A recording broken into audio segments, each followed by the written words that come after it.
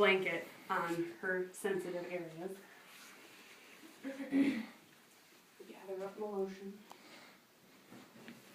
Same as before, I'm going to uncover just a tiny bit. I'm going to adjust my sheets a little bit. Pull up all the way to the outside.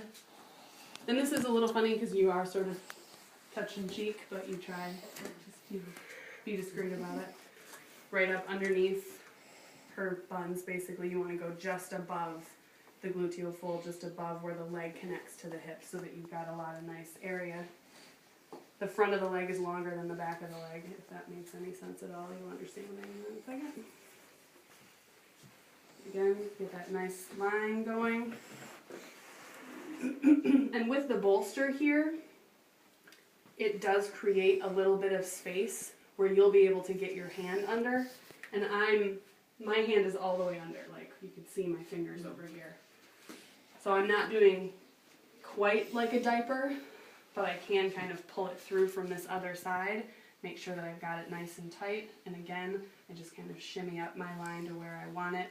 And she's still got only about halfway up her leg is uncovered, still feeling secure, discreet, all that good stuff.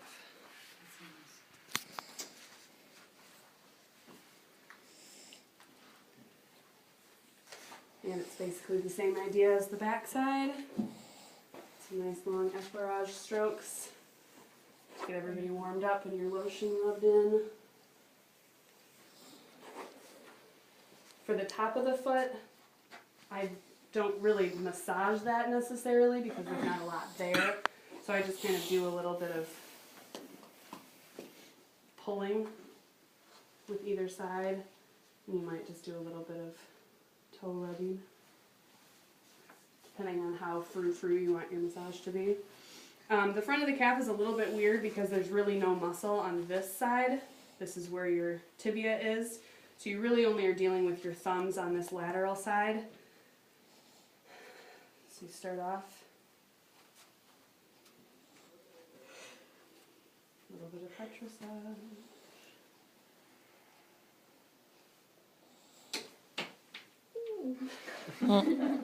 That cord isn't quite long enough to hold it.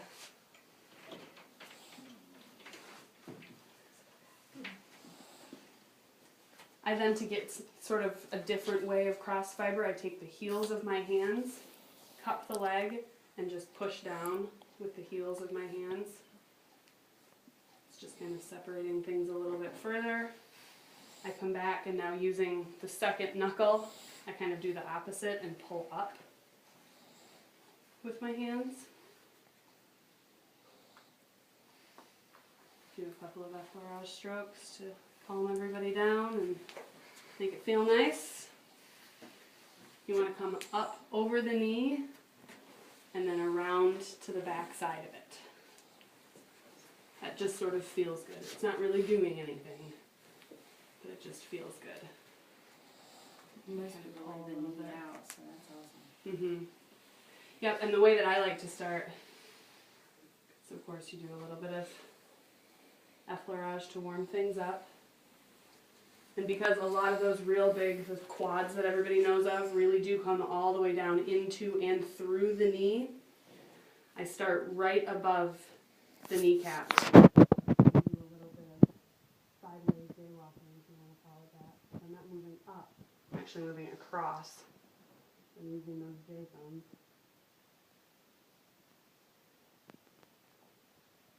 And I'm not bothering to start and finish in the same place always. I'm just going back and forth a couple times. Do a nice little effleurage just to bring things together, and then just as before, start with the middle. And do your petrissage.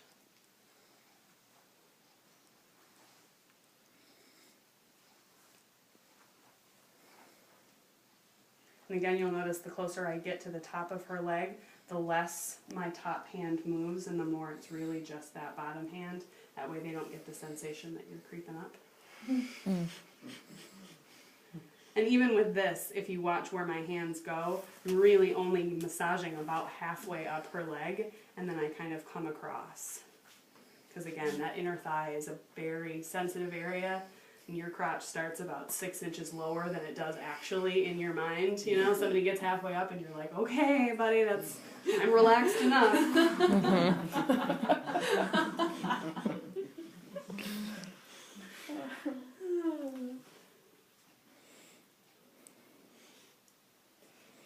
Same thing as before.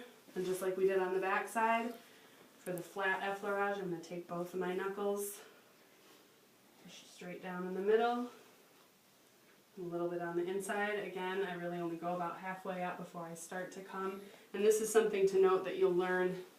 If we can see the way that the thighs go, they don't go straight up and down. They come from the inside of the knee to the outside of the hip. So when you're doing that, you kind of always want to have that motion in mind.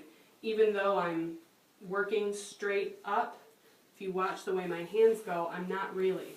I'm gradually flowing to the outside of the hip, because if you go straight up, you will come across the sartorius muscle, which is the thin one that comes directly across diagonal, and blip over it, and it just feels a little funny, kind of creates a bump in the massage. So you always want to start a little bit to the inside and end up a little bit to the outside. What kind of pressure are you using? Pretty firm. The whole weight of my body. And I've got, if you notice while I'm doing this, I've got one arm kind of checked into my hip so that I really am, my arms aren't moving at all while this is happening. It's just my body. And just so you ladies know, on a hairy man, that's okay. Just go slow. Yeah. Yep. The more hair, the more lotion, and everyone will be fine. Just keep it so slow motion. Yep. Again, finish out with those 3 nice big effleurage strokes, kind of lessening your pressure as you go. Finish with those little nerve strokes. Come all the way around. Again, fold that over, find the end of your sheet, pull it out, they're good to go.